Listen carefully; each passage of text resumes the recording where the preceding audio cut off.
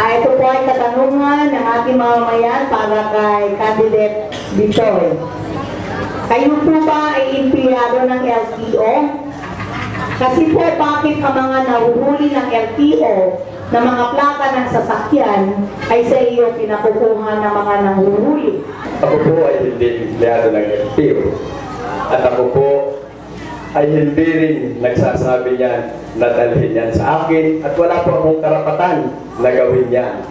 Dahil ako nga po ay hindi empleyado ng LTO. May mga pagkakataon sa tagal ko po sa mga umali.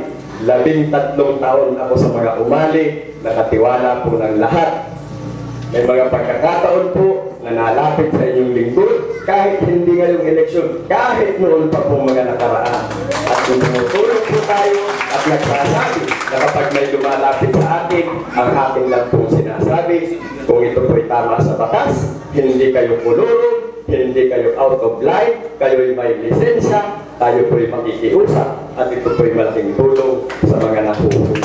Pero at hindi nito, na ito'y dalhin sa LTO, dalhin sa ating bahay o sa ating bulsa, wala po akong karapatan.